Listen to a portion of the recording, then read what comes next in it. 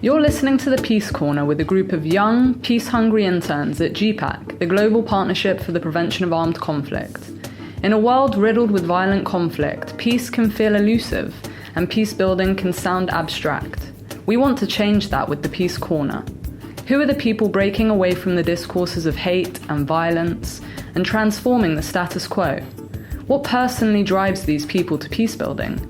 There are many stories of peace, some which inspire us, fill us with hope, and others which make us hungry for change. Each podcast, we talk to a different peace builder about their own personal experience in the field, from Nicaragua to Palestine and beyond. This is a chance to hear from the people putting themselves on the line for peace, the people who remain steadfast in their pursuit of more peaceful societies, and who incidentally are delightful to talk to. So nestle into a corner and listen to the voices making peace possible. Welcome. This is the New Year special edition of the Peace Corner podcast, where I sat down with Darynell Rodriguez Torres, the Executive Director of GPPAC, to discuss his experiences as a peace builder. As a young person, it sometimes feels impossible to see how it can make a change in the world, especially when it comes to big ideas like creating peace. Also, as a Nicaraguan, I often feel sidelined in a moment of my country's history where, there's mass violence and a large social movement that I can't really do anything about. I turned to Darynell with an interesting question based on his Colombian perspective. As a Colombian, I imagine he would feel similar when looking back at the history of his country. What are some lessons we can learn from Colombia? What are some lessons we can learn from him as a peace builder? What are some hopes we could have for the future? Tune into the Peace Corner to find out. So, welcome, Darynell. Thank you for agreeing to this interview. And if we can just get right onto it, can you tell me a bit about yourself? So, for example, your background, what do you do currently? Okay, thanks, Joe. No, it's a pleasure to be in one of the new episodes of the Peace Corner. I think this is one of the great initiatives that you guys have had here at the GPPAC Global Secretariat. So about myself, I'm originally from Colombia. I'm a dual citizen of Colombia and Spain, but I grew up in Colombia. I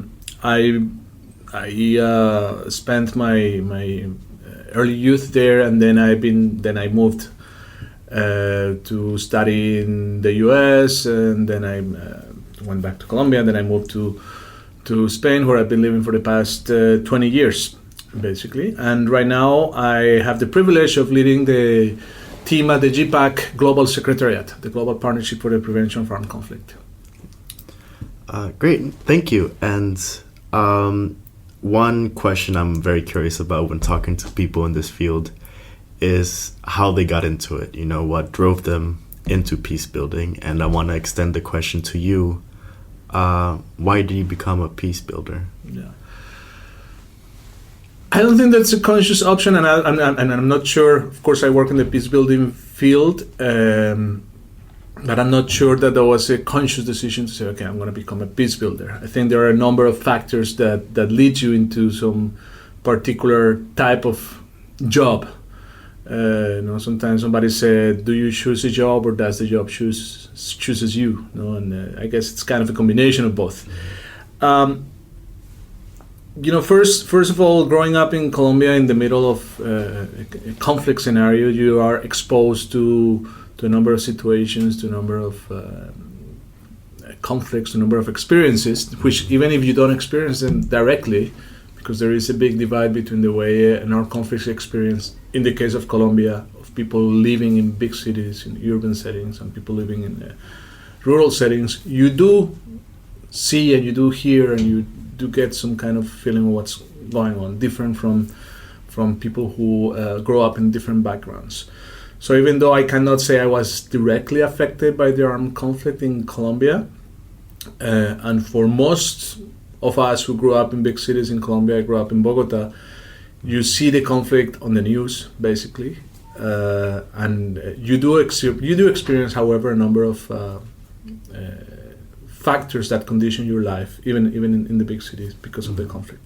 So that creates a first interest in that. Then I was always interested in politics and international affairs, and I think part of or experience that really marked me as well is I was lucky enough to be a foreign exchange student when I was 17 years old. So I went to live 1 year in a small town in the US and share and experience not only life in the US, but also to learn the experience from other foreign exchange students who were there. So that rose my interest about, hey, no, we are actually, despite our differences, despite where we come from, we have 90% common interest as people.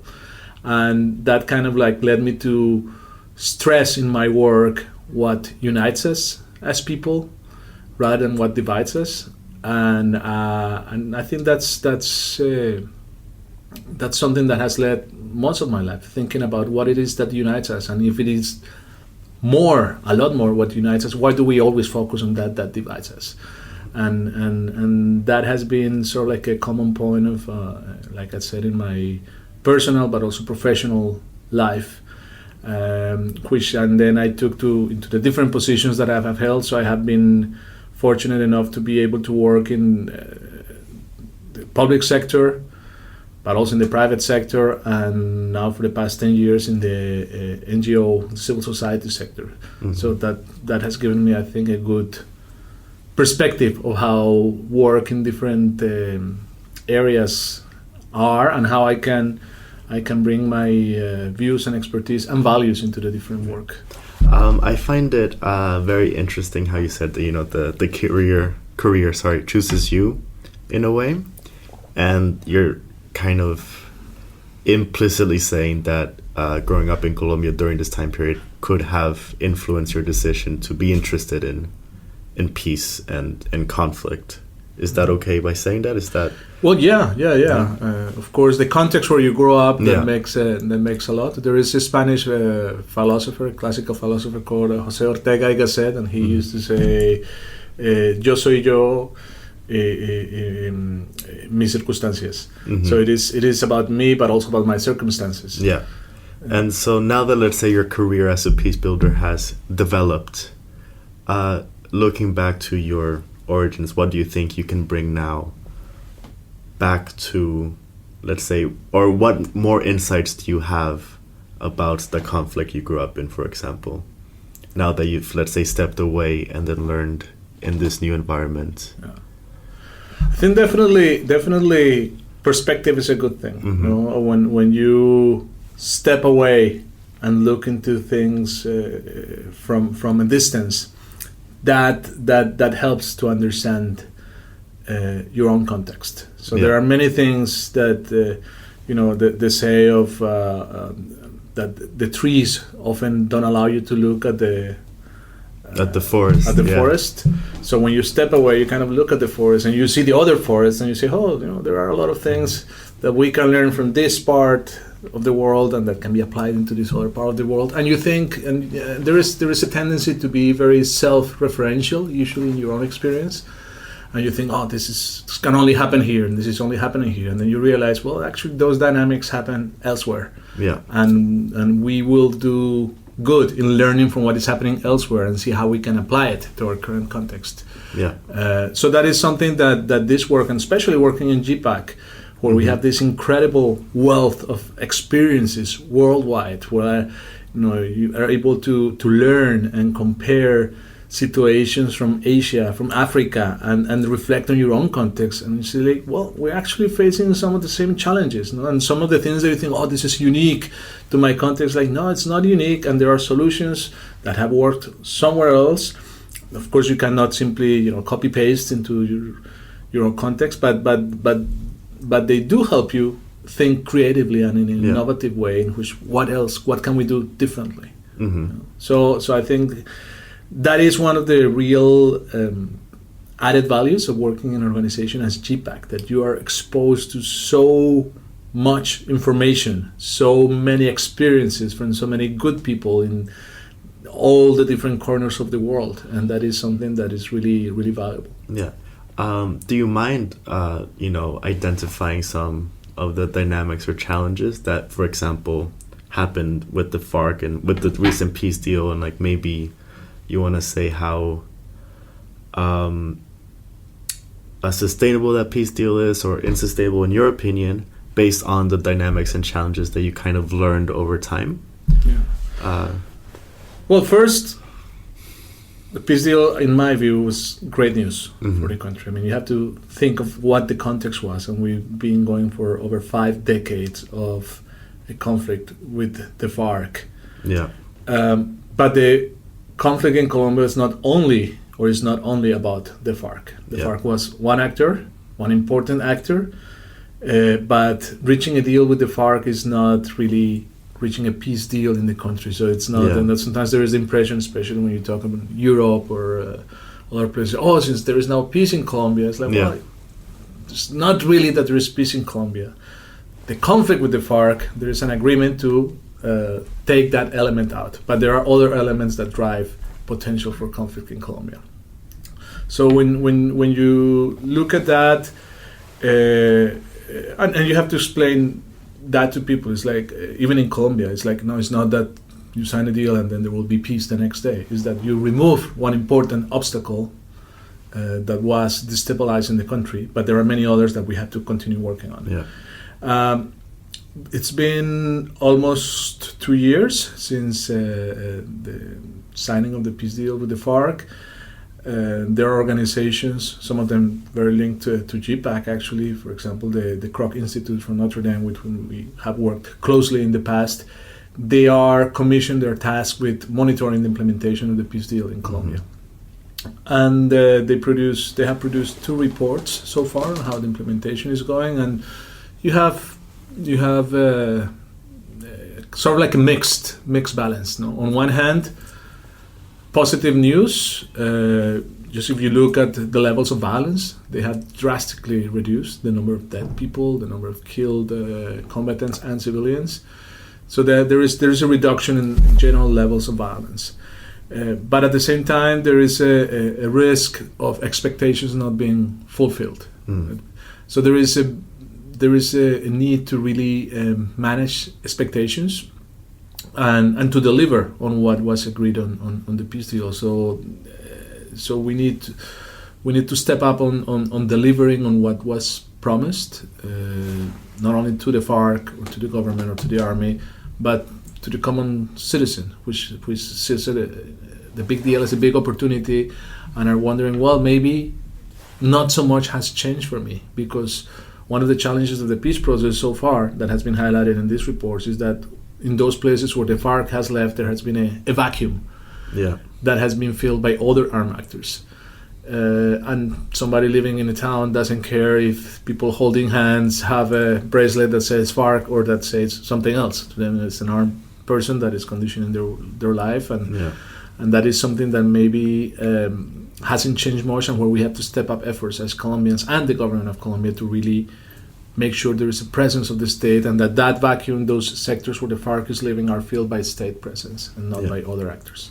And that is a dynamic, for example, that we see elsewhere as well, with, let's say, Syria and Iraq, and then Nigeria, of the certain power vacuums that sometimes you feel like we kind of expected that to happen, but we still didn't deal with it. And then you do, and you have those multiple actors stepping in again and in a way continuing the conflict.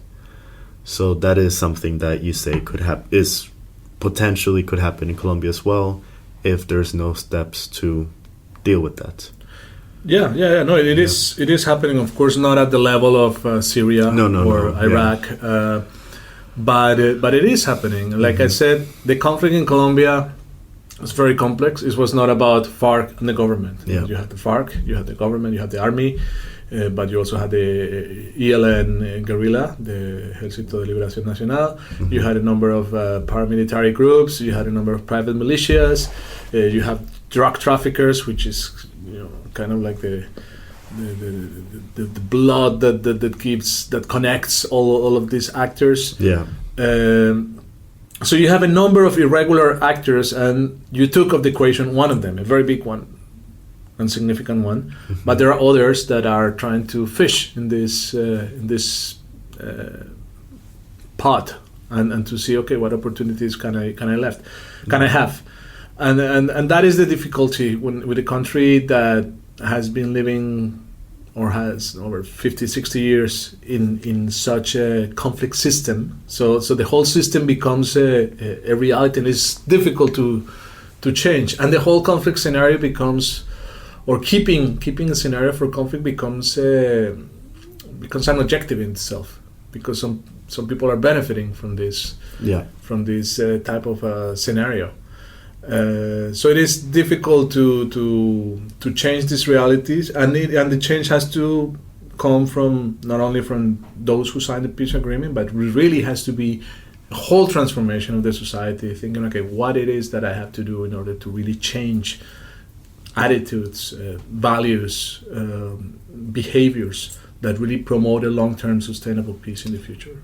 And that's interesting. So that kind of leads to my next thought, and it is, what kind of role do you think civil society can play in this? You know, in that bridging the gap between the actors who made the peace deal and then the holistic approach. Yeah. Well, peace building is not only about the armed actors. Peace building is especially about civil society, about citizens. What kind of world, what kind of country, what kind of community do we want to create? And I think this ownership, this realization is very important, not only for the Colombian context, but in every context. Peace cannot be built from the top down and cannot be imposed, but it has actually the other way around. It's usually built from the community and goes up into higher levels, if you will, and often that is what prompts agreements. This push by civil society to say, hey, we need to do something. Let's push political actors to do something about this. And that is happening in Colombia. There is a very vibrant civil society in Colombia that has promoted this agenda, that has taken a number of initiatives to build peace from the ground up and to think of peace beyond the current peace deal. And saying, okay, no, peace is not about this peace agreement that was signed in Havana. It's about what vision do we have as Colombians for our future, and how are we going to contribute to building that vision.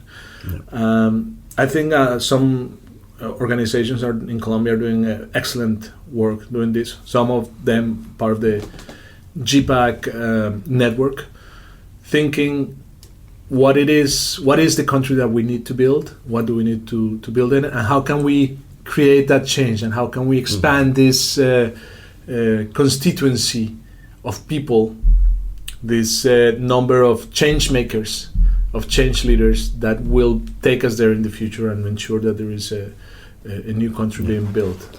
You keep mentioning the future. What kind of role do you think youth can play in this? I think youth is key, because peace building and in context of when you come out of war, there is usually a trade-off. There is a tension between the desire to make peace, but also the desire for justice from grievances from many years of conflict.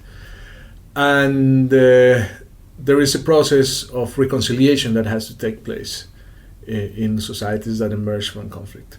And reconciliation is, of course, dealing with the past and making sure that past is acknowledged, and that past grievances and pain is acknowledged, and that reparation is made. But reconciliation, in my view, is also, and perhaps more importantly, about building the future. What kind of future do we want to have? And we tend to think in the future in terms of our lifespan. And our lifespan is very short. We should think of the future in terms of generations. Think 3-4 generations ahead of you. What kind of future is that we can build in that sense? And the role of youth, and thinking, giving this perspective of intergenerational perspective, of thinking about not only my experience as an adult or as a young adult or as a older adult, but also as a person, as a child. What do I expect, or how do I see my future? Yeah. And more of that, how do I see the future of my children and grandchildren, and what am I doing now to build that? So the role of youth is key, because that construction of the future, of course, we will be doing it, but it will be to a large extent the result of the youth of today, but also the youth of tomorrow and the youth that will come after that. Yeah. And as far as I know, there is an intergenerational project happening in Colombia, right? Could you tell me more about that, if you can? Yes, of course. That's an initiative from one group of Colombians that work very closely with the GPPAC. This group is called La Paz Querida, which in English is something like our wanted peace, but or also beloved peace. Yes, a great combination of like the peace we aspire to build. Yeah.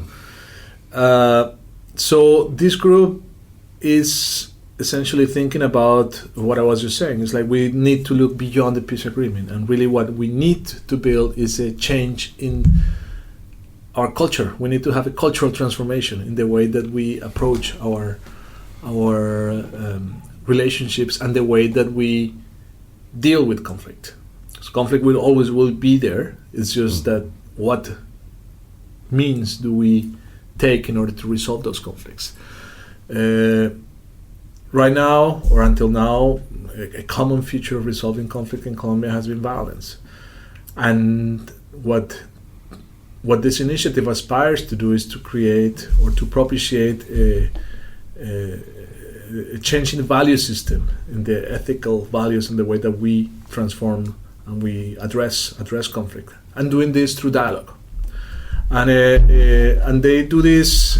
I think it's a very interesting approach, because essentially they're thinking. When I was talking to one of the persons who designed the initiative and who has been promoting these dialogues, he said, people don't realize, but our conversations shape our reality, and the way that we talk about our reality, the way that we talk about our town, the way that we talk about our neighbor, the way that you talk about your wife and children, what kind of things you talk about, the words that you use, that shapes your perception, and that builds the perception and builds your reality, ultimately, the dynamics of your family, the dynamics of your community, of your country.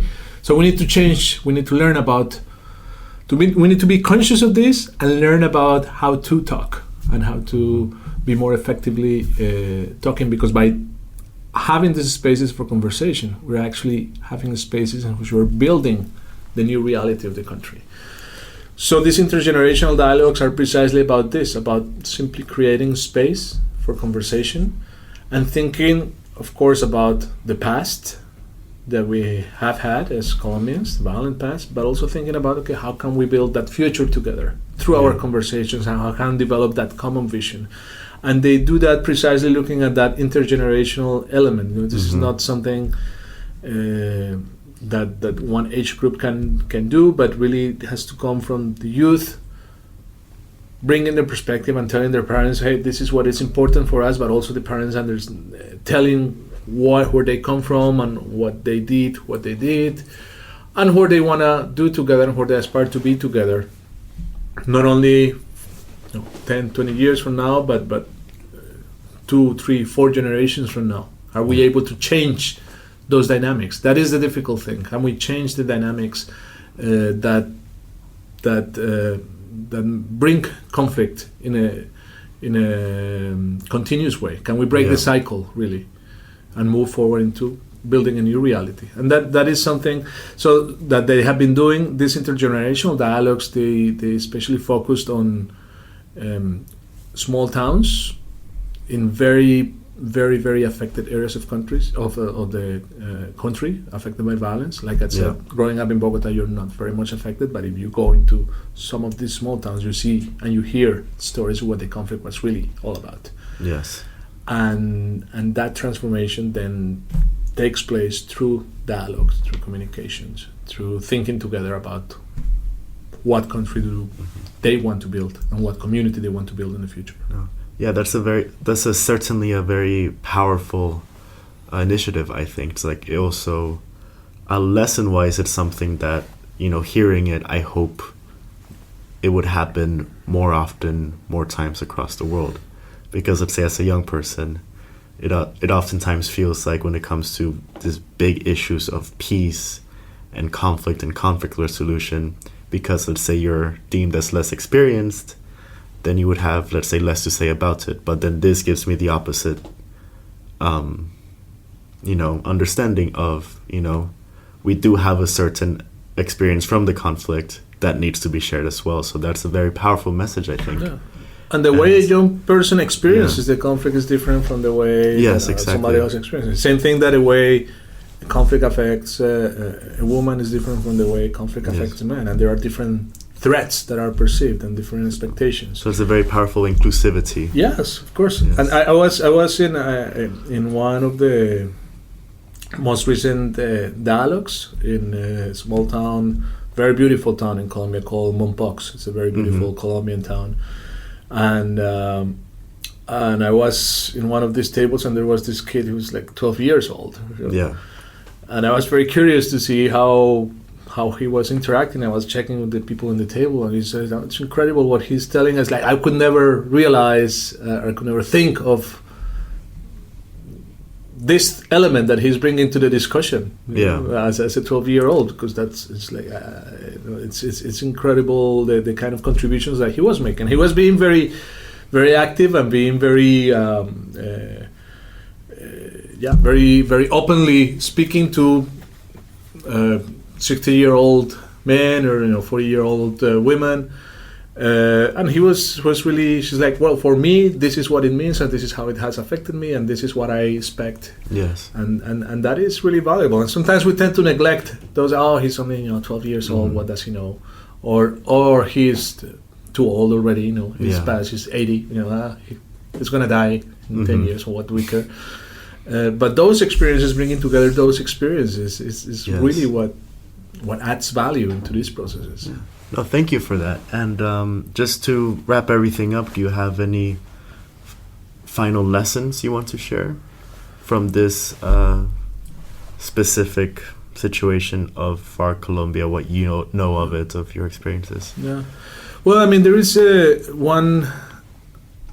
When we work in conflict prevention, there is often people who said, "Oh, sorry, you came too late because we already had 50 years of conflict. You cannot prevent that anymore." So there is a kind of like a little of an understanding of what prevention is. And prevention is not a moment in time where you say, "Now I do prevention, now I do peace building, now I do conflict resolution, now I do peacemaking." Prevention is something that you do all the time. Prevention is really about managing situations and risks and seeing at different levels.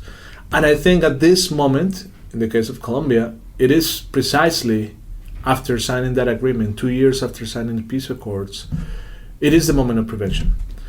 There are studies that show that around 60% of countries who went through civil war, 57% to be precise, relapse into conflict. So that's very significant. That's a very significant percentage. So in Colombia, we have to prevent this relapse. And we have to really convene the different actors, civil society, governments, militaries, all the actors to really say, hey, there is a risk here. And the recent studies on the implementation show this, that we need to secure the gains that have been achieved by the peace process and prevent any relapse. So that's one thing. And then we need to think, what is peace? A more general reflection about what is peace. To me, peace is not the absence of war, as negative peace is often portrayed or is defined, but peace should be the absence of fear. So when you see the levels of fear increase, that's not a good sign. That's a sign that probably the situation is going to derive into a violent resolution. But if you see levels of fear diminishing, that's a good sign. That shows that hope increases, expectation, confidence in the future, confidence in your ability to not only be preserved from physical threats, but also on confidence on being able to secure your livelihood and to secure the livelihood of your family and to secure a personal project. That's what marks the difference. So we have to see really what, in the terms of going back to the Colombian peace process, what difference has it made in lessening or in diminishing the levels of fear of the population and increasing the levels of confidence. And if we take that measure, then we can see and we can assess, I think, more accurately whether the country is moving effectively towards a more peaceful state, or whether, despite the peace agreement, we're still at risk of perpetuating the violence in the country. So I think I like to think in those terms of fear versus confidence as indicators of where we are assessing and as indicators of where we need to act in order to prevent violent conflict and to be able to really build peace. Talking about the benefits of peace so far, a couple of years ago, I was speaking with somebody from the military. And they said, some of our fellow members of the military, they really complain or they're really critical against the peace deal. But if you look at it, we are one of the main beneficiaries of the peace deal, the members of the military. And he said, just go into the hospitals and look at how many soldiers are hospitalized right now, and compare it to what the situation was 2 years ago. And it's incredible. Now you have very few people in hospitals, very few people injured or killed during combat. And that we feel personally and our families feel personally. So that is one element of diminution of the levels of fear on behalf of armed actors. And also, I think it is important to see whether a peace process is being successful or not. Not only to look at the big indicators, but to look at small things. There is this approach to evaluating success of peace processes, which is called everyday life indicators. And if you apply, it's not that we have applied that in the Colombian context, but talking to some of the people who participated in these intergenerational dialogues, I asked them, do you see a change in your life since the peace deal has something happened? Do you feel better, safer? And they say, yeah, of course. And say, what is the change that you see in your small town? And they said, well, small things. For example, for decades, the 8 p.m. mass at church was cancelled because nobody would dare to go out in the streets when it was dark. So there was no mass at 8 p.m. Now we have our 8 p.m. mass back, and people are going to church at 8 p.m. in a small town. And are those small changes what, in my view, indicate that people are feeling more confident, less fearful, and that the peace process is really making a difference in people's lives. And we have to look at those small changes to be really more, to assess the success of the peace deal as well. And that is an indicator that is often not taken into consideration, those kind of indicators. But I think those indicators of how life for some people is becoming more normal are very important and are very telling of how people feel that processes like this make a difference in their lives. That's nice, because you can say that in a way peace is measured by the little things. Yeah. And that's, don't take it for granted, essentially. Exactly. So we take many of these things for granted here in Europe. The fact that you can go and walk in the streets and feel safe, that's often not the case in many conflict-affected scenarios. And the fact that people start feeling more confident to do that, that is the piece that is the positive piece. Yeah. That is the piece that, I feel safer, I feel more confident, I can talk to people, I can go to my neighbor's house, and I can live a normal life and I can think about developing a normal or a good future for myself, a personal project for myself. And that is often the challenge in conflict scenarios. And that's what conflict prevents you from doing. And that's what the absence of conflict and really the positive peace factor enables you to do. Right. Yes. Thank you so much for this. Thanks, Joe. Appreciate that. We hope that you enjoyed season 1 of the Peace Corner. If so, make sure to share it with friends, colleagues, your grandma, and whoever else might be interested in listening to voices making peace possible. Stay tuned for our upcoming season with new and inspiring peace builders. So, nestle into your corner with a cup of coffee or maybe something stronger, and lend an ear to peace. Find us on SoundCloud, Spotify, and iTunes. And if you really love us, leave a review.